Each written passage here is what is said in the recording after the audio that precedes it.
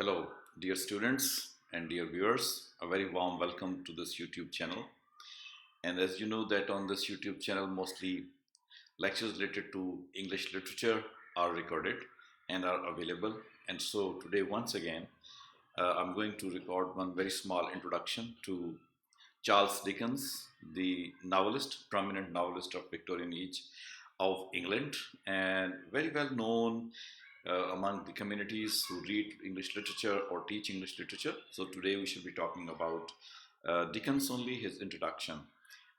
This lecture would be quite helpful for the people who are just about to appear in their competitive examinations because this lecture has lots of information about the writer, very little about his text. It's more about the writer.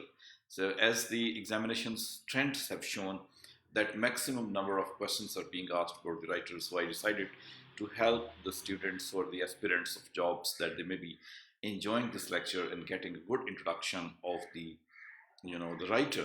Though so far I am on Dickens, I may be recording some other lectures as well.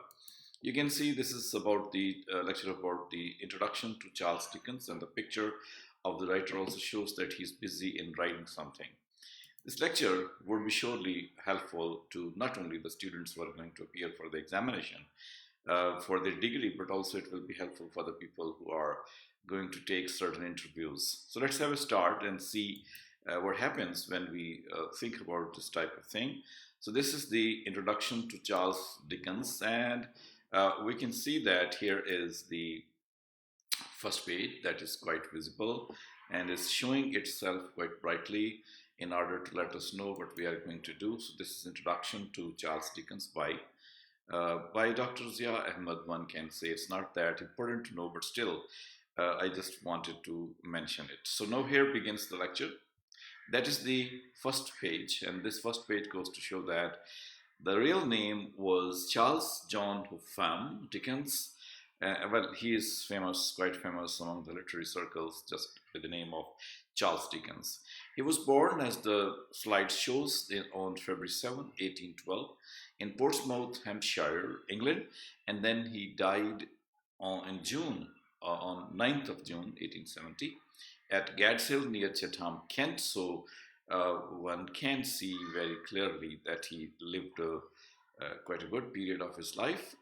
And during this, we can also have certain information about him, that he was the representative of Victorian poets like Victorian dramatists, novels like George Eliot, Bronte sisters, Thackeray, but above all, this person may be ranked among the people who advocated the basic humanity and the imagination, use of imagination in order to show what innocence is and how it is oppressed by the oppressors. So in that way, Dickens has a great place among the Victorians.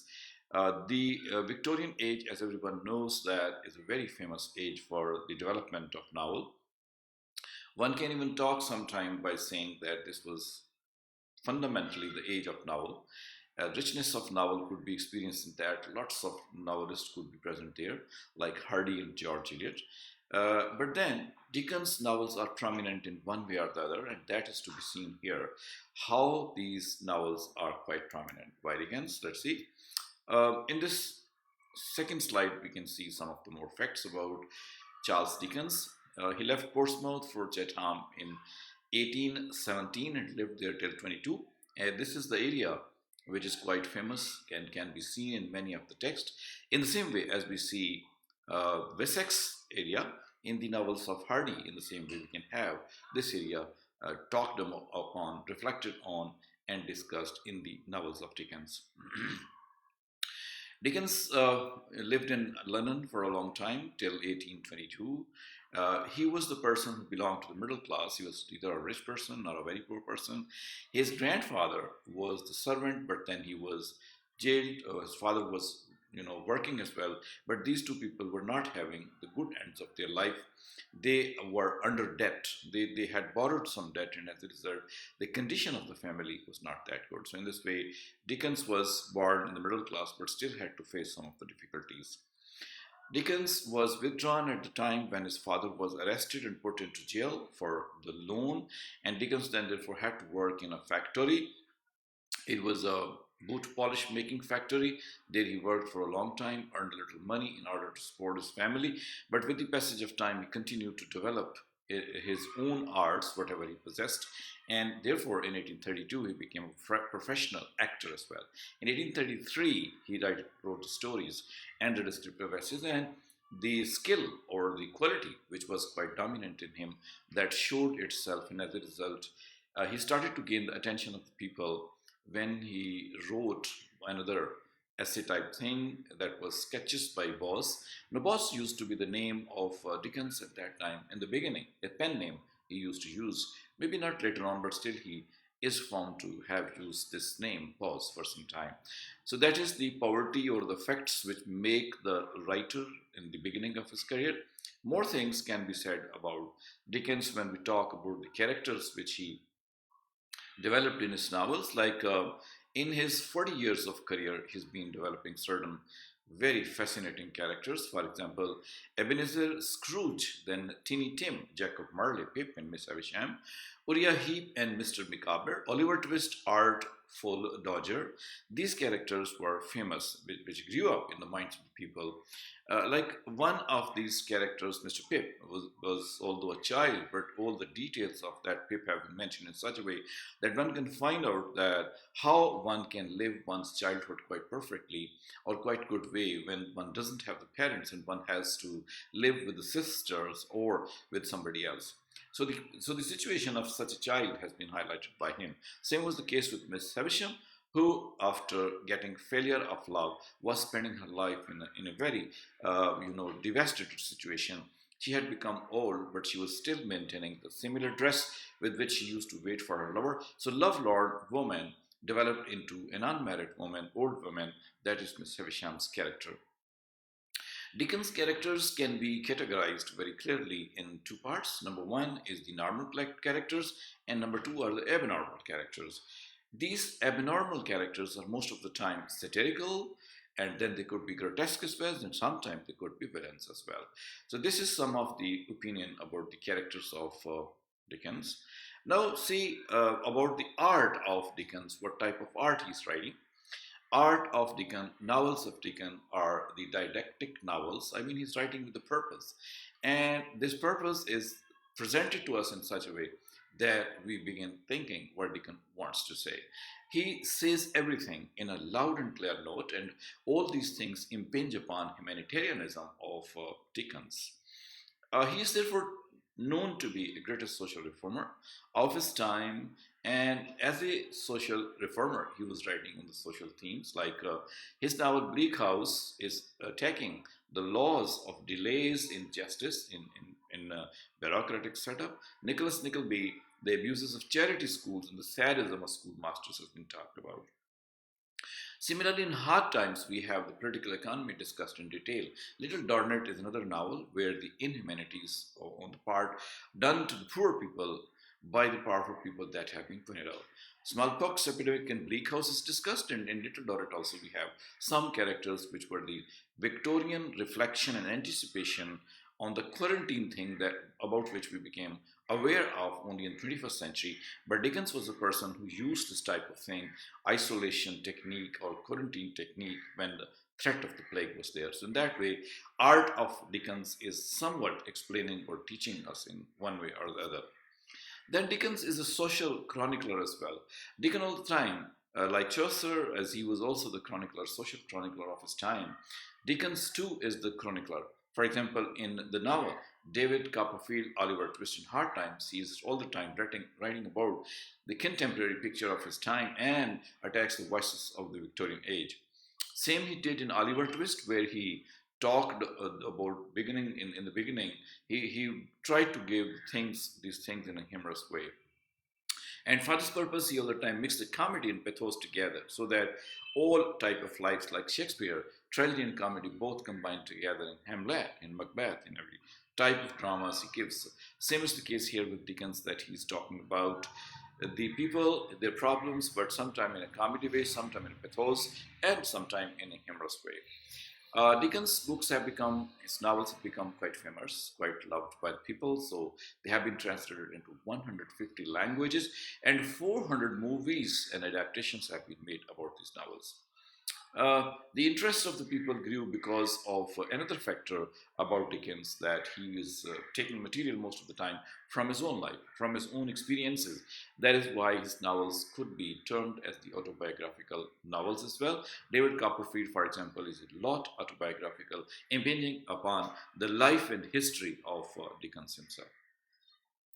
Bleak House is another novel where Dickens is all the time talking about the planned novel and giving us lots of things which are good for him. Then comes The Hard Time, another novel which is dedicated to Carlyle. For Carlyle he had a great love. He wanted to talk about Carlyle. He was a type of teacher for him, a type of supervisor for him. So he discussed many things from Carlyle.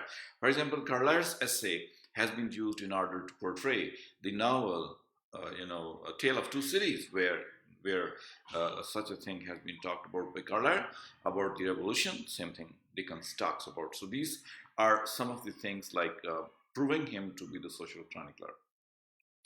We continue with the social chronicler by saying that Tale of Two Cities, historical novel talking about French Revolution, and this French Revolution was definitely converting a big divide among the rich and poor people. Tale of Two Cities has many images of the mob mania, the crowd behavior, which is sometimes bloodshedding, blood curdling as well. Great Expectations was about a mutual friend's death. Then he left one of the manuscript, the novel, The Mystery of the Edmund Drood. So in that way, lots of novels are there which prove that he is a social chronicler writing about himself as well. Dickens has followed the model of the 18th century novelists. The novelists like Fielding and Somerset Richardson, he follows their technique of writing, journeys, talking about the people, discussing on way the things are going on, like in the Henry Fielding's novels. He also uses the similar kind of pattern. He talks about, in these patterns, he talks about the hero in his infancy and takes him to the manhood life. Then he is most of the time presenting to us vicissitudes of life in a variegated way, and tries to give us the sprawling events and incidents in his novel. So his novels, his fiction most of the time resembles with the 18th century as well. His humor is quite new human, and but it is very refreshing as that of Chaucer, Shakespeare, and Fielding. He is satiric sometimes, and sometimes he is showing the tolerant attitude as well. His humor is about the philosophy of life. His comic fertility is very much increased and helps him create humorous characters. Dickens' humor arises out of the proximity with pathos, so it's not all laughter, it is about the seriousness of life as well. There are many autobiographical touches. Dickens is using his own experiences of life, his sympathies and antipathies, which he met. He is portraying them in his fiction. Many type of canons of arts have been found because of Dickens. As the autobiographical nature that can be found in the novels like David Copperfield, and his own experiences are quite well discussed in The Oliver Twist. Bleak House is also about the knowledge of courts and the legal affairs. He writes about his school days in a novel, Nicholas Nickleby. So autobiographical nature of his novel is there. So in that we reach to closing of the introduction to Dickens, what type of novelist he is, what he's exploring in his novels, who he was and how he lived his life. We can conclude that Dickens, as a social commentator, exerted a profound influence on later novelists committed to social analysis. Some of his concerns with the condition of England questions were further dealt with in the novels of Charles Kingsley, George Eliot, George Gissing, and George Orwell, and recently in the postmodern novels of Martin Ames and Zadie Smith, Dickens can be seen. So here, the whole thing is going to end. So, what we have discussed today may be helpful for the readers, for the writers, for the students, and for general viewers who Dickens is. I know that there are many other materials about Dickens, but this is a student-friendly material that I tried to create it for the benefit of my students as well. So that thing is closing right now. In some next video, I shall be discussing some novel by Dickens. So far, here it closes, and thank you very much for watching. If you like this, do not fail to hit the subscribe button as well, and give your comment on Facebook also about the thing which is added there about this video. Thank you and hope to see you in some next novel.